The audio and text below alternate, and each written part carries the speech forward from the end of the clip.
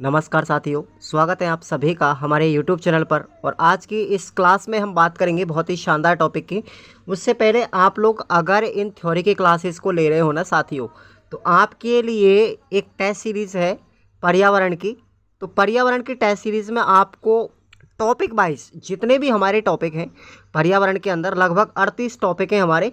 तो 38 plus topic मैंने completely एक टेस्ट में एक टॉपिक ख़त्म किया है और पूरा विस्तार पूर्वक उसका सॉल्यूशन है, जैसे आपको थ्योरी जैसा महसूस होगा। तो आप इसको एक बार ज़रूर ज्वाइन करना। इसकी प्राइस भी मैंने बहुत मामूली सी रखी है कि ताकि सभी विद्यार्थी उसको आराम से परचेज़ कर सकते हैं। खुराना क्लासेस ऐप पर आप जाएंगे और इसको परचेज़ करेंगे साथियों। और आज की इस क्लास में हम पढ़ेंगे टॉपिक नंबर 3 है उपभोक्ता संरक्षण अधिनियम। ठीक है, उपभोक्ता संरक्षण की आवश्यकता क्यों है, तो इस चीज़ के बारे में आज हम पूरा विस्तार से बात करेंगे। इस क्लास को आप लोग लास्ट तक देखेंगे, एक प्रश्न आपका एग्जाम में जरूर आएगा।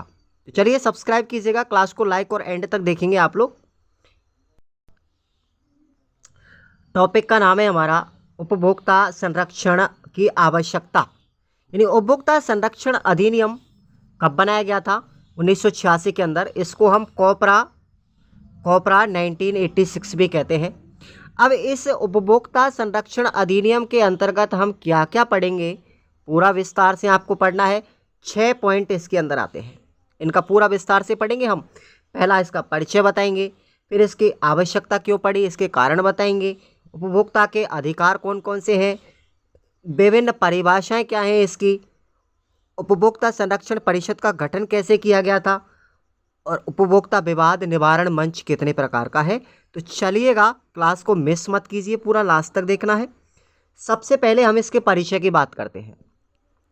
5 दिसंबर 1986 को उपभोक्ताओं के संरक्षण हेतु संसद में एक बिल पारित किया गया था। कब किया गया था बिल पारित? 5 दिसंबर 1986 को किया गया था दोस्तों। तथा 24 दिसंबर 1986 को इस अधिनियम को मंजूरी मिल गई थी। इनकी तारीखें याद रखना साथियों, ध्यान रखना है आपको। बिल पारित हुआ था 5 दिसंबर 1986 में और 24 दिसंबर 1986 को इसको मंजूरी दी गई थी। और आपको याद रखना है 24 दिसंबर को मंजूरी देने के कारण ही 24 दिसंबर को हमारे देश में राष्ट्रीय उपभोक्ता दिवस मनाया जाता है। Concept clear? इतना आपको याद रखना है कि उपभोक्ता संरक्षण दिवस कब मनाया जाता है, उपभोक्ता दिवस कब मनाया जाता है? 24 दिसंबर को मनाया जाता है। यह बिल या कानून भारत में 15 अप्रैल 1987 को लागू किया गया था। अब इसको लागू कब किया गया था बताइए? 15 अप्रैल 1987 को किया गया था। पूरे देश में किया गया था, केवल जम्मू कश्मीर को छोड़ करके। ध्यान रखना, क्योंकि उस समय जम्मू कश्मीर में 370 धारा लागू थी। ठीक है ना, अलग से संविधान था जम्मू कश्मीर का, लेकिन 370 धारा हटने के बाद ये बिल उपभोक्ता संरक्षण अधिनियम को 31 अक्टूबर 2019 में जम्मू कश्मीर में भी लागू कर दिया है। अब आपको पूरे देश में याद रखना है अच्छे से, इसलिए अब आपको याद रखना है कि विश्व उपभोक्ता दिवस कब मनाते हैं? 15 मार्च को मनाते हैं। हमारा राष्ट्रीय उपभोक्ता दिवस कब मनाते हैं? 24 दिसंबर को मनाते हैं। यह बिल या ये कानून, यह अधिनियम भारत में लागू कब किया गया था? 15 अप्रैल 1987 को किया गया था, लेकिन इसको मंजूरी दी गई थी साथियों, मंजूरी दी गई थी 24 दिसंबर 1986 को। इस बिल को पारित किया गया था 5 दिसंबर 1986 को। अधिनियम का नाम पूछे तो 1986 है, लेकिन लागू हुआ था 15 अप्रैल 1987 को। ये तीनों चारों डेट आपको याद रखनी है। क्लियर? अब बात करते हैं उपभोक्ता अधिनियम जो है हमारा, इसकी आवश्यकता क्यों पड़ी। तो उपभोक्ताओं के अधिकारों की रक्षा करने के लिए, उपभोक्ताओं के जो अधिकार हैं उनकी रक्षा करने के लिए हमें इस अधिनियम की आवश्यकता पड़ी कि कोई भी व्यापारी किसी उपभोक्ता का शोषण ना करे। क्लियर? आप देखिए आगे। उसके बाद राजस्थान की कला और संस्कृति में भी इसकी आवश्यकता पड़ी भाई। ठीक है ना, राजस्थान की कला संस्कृति में भी इसकी आवश्यकता पड़ी कि उपभोक्ताओं के हितों का संरक्षण करना, सरकार को समय समय पर परामर्श देना, उपभोक्ताओं के विवादों का निपटारा करना और उपभोक्ताओं के बाजार का राजा बनाने के लिए, उपभोक्ताओं को बाजार का राजा बनाने के लिए इस अधिनियम की आवश्यकता पड़ी। तो ये इसके अधिनियम को लागू करने के कारण थे। ये कारण है कि उपभोक्ता संरक्षण अधिनियम की आवश्यकता क्यों पड़ी, ये आपको सभी कारण याद रखने हैं। अब हम बात करते हैं उपभोक्ताओं के अधिकारों की। क्लास को लाइक करना है, पूरा एंड तक देखना है, मिस नहीं करें। प्रश्न एक आता है एग्जाम के अंदर, आप लोग छोड़ देते हो ऐसे टॉपिकों को, लेकिन छोड़ना नहीं है, पूरा पढ़ना है। उपभोक्ताओं के अधिकार कौन कौन से हैं उनकी बात करेंगे। सबसे पहले आपको ध्यान रखना है कि उपभोक्ता के जो अधिकार हैं इनको प्रतिपादन करने का कार्य किसने दिया, जनक कौन है इसके, तो जॉन एफ कैनेडी साहब हैं, जिन्होंने उपभोक्ताओं के अधिकारों को 15 मार्च 1963 को 15 मार्च 1963 को बताया था। ध्यान रखना है। धारा नंबर 6 में, हमारे संविधान की धारा जो 6 है ना, उसमें उपभोक्ताओं को 6 अधिकार दिए गए हैं। कितने हैं? 6 अधिकार हैं। अब देखिए कौन कौन से, मूल रूप से कितने बताए थे, उसमें 6 थे, लेकिन वर्तमान में हमारे कितने हैं, 8 हैं। अब आपको याद रखना है, जब इसे लागू किया गया था उस समय पर इसमें कितने अधिकार थे, 6 थे।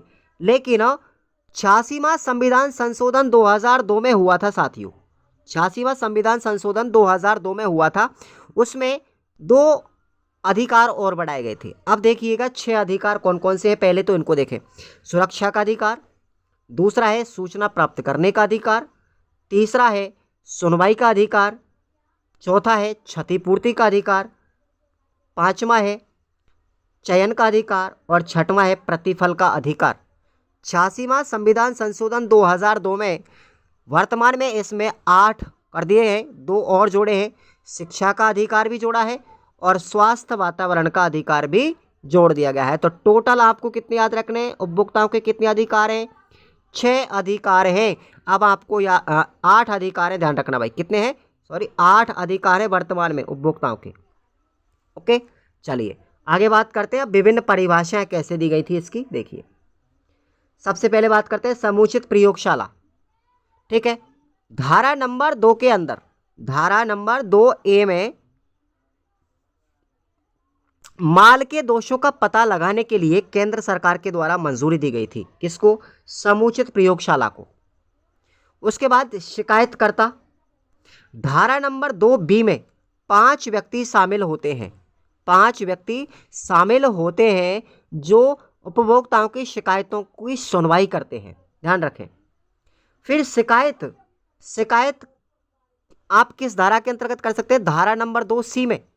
यदि MRP से, यानी जो उचित मूल्य है उससे अधिक मूल्य में अगर कोई भी व्यापारी माल बेचता है या घटिया माल बेचता है तो उसके खिलाफ हम शिकायत कर सकते हैं। ये विवरण किस में लिखा हुआ, धारा नंबर 2C देती है ये। फिर उसके बाद बात करते हैं उपभोक्ता की। ठीक है, कि उपभोक्ता को माल का उपभोक्ता तथा सेवा का उपभोक्ता बनाने के लिए धारा 2D में इसका उल्लेख किया गया है। तो ये आपको चारों ही परिभाषाएं, धारा A, B, C और D चारों याद रखनी है। आगे बात करते हैं उपभोक्ता संरक्षण परिषदें कौन कौन सी हैं, देखेंगे। उपभोक्ता संरक्षण परिषद का उद्देश्य है कि सरकार को सलाह या परामर्श देने के लिए इस परिषद का गठन किया गया था। और इस परिषद का गठन के जो स्तर है वो 3 स्तर बताए गए थे। पहला था केंद्र सरकार का स्तर, ठीक है, केंद्रीय स्तर है जो केंद्रीय उपभोक्ता संरक्षण के नाम से जानते हैं। दूसरा है राज्य स्तर पर, तो ये राज्य उपभोक्ता संरक्षण का काम करता है। और तीसरा है जिला स्तर पर, ये जिला उपभोक्ताओं को संरक्षण प्रदान करता है। यहाँ पर भी परिषदें बनाई गई है। तो आपको 3 स्तर याद रखने हैं। उपभोक्ता संरक्षण परिषदें कितनी है, 3 है, केंद्र सरकार की स्तर की, राज्य स्तर की और जिला स्तर की। अब हम एक एक के बारे में जानकारी लेते हैं। देखिए, बीच में याद रखना है आपको कि उपभोक्ता संरक्षण अधिनियम 1986 एक अर्ध न्यायिक कानून है। कैसा है, अर्ध न्यायिक है। अब देखिए आप, मैंने आपको बताया था कि 3 स्तर हैं इसके, उपभोक्ता संरक्षण परिषदों के 3 स्तर हैं। पहला है केंद्रीय स्तर। तो केंद्रीय स्तर की मैं बात करूं यहाँ पर, तो सबसे पहले मैं केंद्रीय स्तर को बता देता हूँ एक बारी। ठीक है, तो केंद्रीय स्तर उपभोक्ता संरक्षण जो परिषद है इसका गठन किया गया था 15 अप्रैल 1987 को। ठीक है, इसका उल्लेख मिलता है धारा 4A के अंदर और यह केंद्र स्तर पर काम करती है। केंद्र सरकार के द्वारा इसे लागू किया गया था और इसमें सदस्यों की संख्या कितनी है? 150 है, ध्यान रखना। और इसका अध्यक्ष कौन होता है? केंद्रीय उपभोक्ता मामले का प्रभारी मंत्री होता है। वर्तमान में कौन है? आप लोग गूगल पे सर्च कर सकते हैं। और इसका नियंत्रण कौन करता है? कोई नहीं करता, ये स्वयं नियंत्रण करती है अपने आप में, क्योंकि केंद्र सरकार की है इसलिए। इसमें सभा जो होती है वर्ष में कम से कम एक बैठक होती है, कम से कम एक बार बैठक होती है साल में, किसमें? केंद्रीय स्तर पर। और इसका कार्यकाल कितना होता है? 3 वर्ष का होता है। तो ये केंद्रीय परिषद हो गई, केंद्रीय उपभोक्ता संरक्षण परिषद हो गई। अब हम बात करते हैं राज्य स्तर की उपभोक्ता संरक्षण परिषद का। इसका जो गठन किया गया था 26 मई 1988 को किया गया था। इसका उल्लेख धारा 7A में मिलता है, जो राज्य स्तर पर राज्य सरकार के द्वारा काम करती है। इसमें अधिकतम सदस्यों की संख्या ध्यान रखनी कितनी हो सकती है? 10 हो सकती है। और वर्तमान में बात करें तो कौन है, ये आप लोग गूगल पे सर्च करेंगे कि इसका अध्यक्ष कौन है राज्य स्तर पर उपभोक्ता संरक्षण परिषद का। गूगल पे सर्च कर लेना, बदलते रहते हैं ये। तो राज्य उपभोक्ता मामलों का जो निपटारा करता है वो राज्य मंत्री इसका प्रभारी होता है। केंद्रीय उपभोक्ता संरक्षण परिषद इसका नियंत्रण करती है और कम से कम वर्ष में 2 बार इसकी बैठकें होती है। और इसका कार्यकाल कितना होता है? 3 वर्ष का होता है। तो सबका कार्यकाल 3 वर्ष का, ध्यान रखना। उसके बाद जिला उपभोक्ता संरक्षण परिषद, इसका उल्लेख धारा 8 में मिलता है, जिला स्तर पर काम करती है और जिला सरकार के द्वारा ये नियंत्रित की जाती है। जिला सरकार के द्वारा इसका गठन किया गया है, ध्यान रखें। और राज्य सरकार के द्वारा इसमें जो सदस्य होते हैं वो निर्धारित किए जाते हैं। इसका अध्यक्ष जो होता है वो जिले का जिला कलेक्टर होता है। कौन होता है? जिला कलेक्टर। और इसका नियंत्रण है वो राज्य उपभोक्ता संरक्षण परिषद के द्वारा किया जाता है। कम से कम वर्ष में 2 बार बैठक होती है और इसका कार्यकाल 3 साल का होता है। तो ये हमारी तीनों स्तर की परिषद हो गई। बात करते हैं उपभोक्ता विवाद निवारण मंच। अब ये कितनी है? ध्यान रखें। इनका कार्य होता है, इन मंचों का काम होता है कि उपभोक्ताओं के विवादों का निपटारा करना, और यह भी 3 स्तरों पर काम करती है। और इस उपभोक्ता विवाद निवारण मंच का उल्लेख हमारे संविधान में धारा 9 में मिलता है। क्लियर? अब देखिए 3 मंच कौन कौन से हैं। पहला मंच है जिला मंच, तो देखेंगे आप जिला मंच है, उसके बाद राज्य आयोग है और तीसरा है राष्ट्रीय आयोग। सबके बारे में पढ़ना है आपको, प्रश्न आता है, गलती नहीं करें। तो जिला मंच जो है साथियों, इसका उल्लेख 9A में मिलता है, राज्य आयोग का उल्लेख 9B में मिलता है और राष्ट्रीय आयोग का उल्लेख 9C में मिलता है। अगर स्तर की बात करें तो जिला मंच जिला स्तर पर होती है, राज्य आयोग राज्य स्तर पर होता है और राष्ट्रीय आयोग केंद्रीय स्तर पर होता है। जिला मंच का जो गठन है, इसका गठन राज्य सरकार के द्वारा होता है, राज्य आयोग का गठन भी राज्य सरकार के द्वारा होता है और राष्ट्रीय आयोग का गठन केंद्र सरकार के द्वारा होता है। अब इसमें सदस्यों की संख्या देखेंगे। जिला स्तर पर बात करें तो इसमें कुल 3 सदस्य होते हैं। एक अध्यक्ष होता है, ध्यान रखना, एक अध्यक्ष होता है और 2 सदस्य होते हैं। इन दोनों सदस्यों में एक पुरुष होता है और एक महिला होता है, ध्यान रखें, जिला स्तर पर। वही हम राज्य आयोग की बात करें तो इसमें कुल 3 सदस्य हैं। इसमें भी तो एक अध्यक्ष होता है, 2 सदस्य होते हैं और इन 2 सदस्यों में एक पुरुष होता है, एक महिला होती है। वही हम बात करें राष्ट्रीय स्तर पर यानी राष्ट्रीय आयोग, तो इसमें 5 सदस्य होते हैं। 5 सदस्यों में एक अध्यक्ष होता है, 4 अन्य सदस्य होते हैं। इन 4 अन्य सदस्यों की बात करें तो एक महिला होती है और 3 पुरुष होते हैं। तो ध्यान रखना, टोटल कितने हो गए? 5। जिला मंच की बात करें हम साथियों तो इसका अध्यक्ष जिला कलेक्टर यानी जिलाधीश होता है, जिला न्यायाधीश,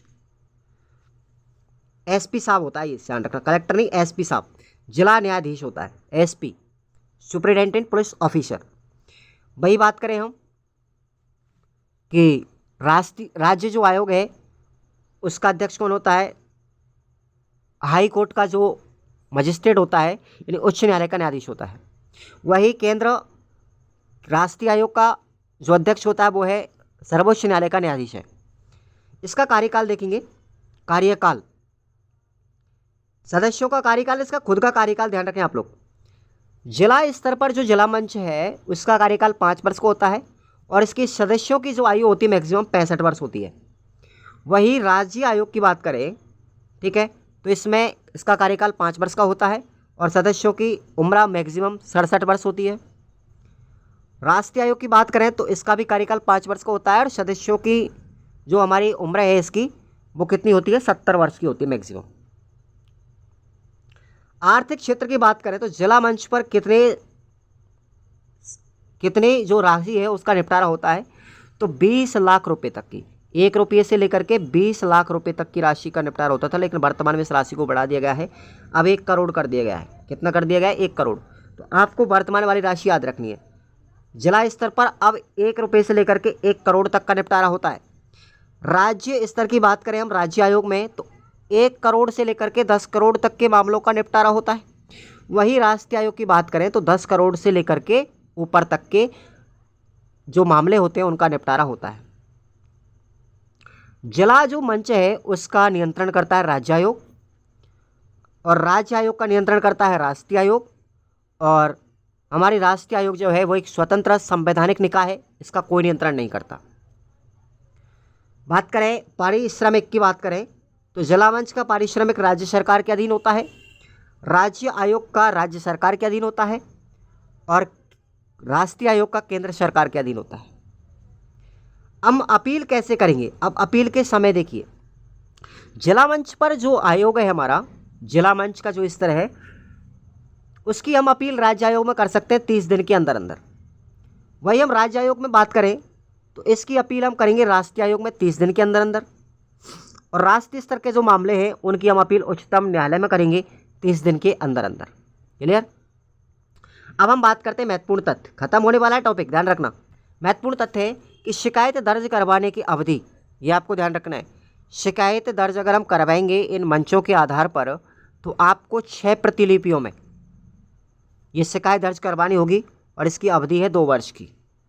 शिकायत के निपटारे की अवधि है सामान्य परिस्थिति में 90 दिन की, और विशेष परिस्थिति में होती है 150 दिन की, जो किसी प्रयोगशाला से संबंधित हो, ठीक है, किसी कारखाने से संबंधित हो। तो ये आपका चैप्टर है, इतना सा सिंपल सा चैप्टर था, आपको ज़्यादा लफड़ा भी नहीं है इसके अंदर। और एक प्रश्न आता है एग्जाम के अंदर, तो आप लोग ज़रूर इस कॉन्सेप्ट को क्लियर करेंगे। और जो हमारी टेस्ट सीरीज़ है ना उसको आप लोग ज़रूर पढ़ें, उससे आपके समय की स्पीड भी बढ़ेगी, आपका आत्मविश्वास बढ़ेगा, डर खत्म होगा, समय के साथ आप क्वेश्चनों को कर पाएंगे और नए नए क्वेश्चंस आपको सीखने को मिलेंगे।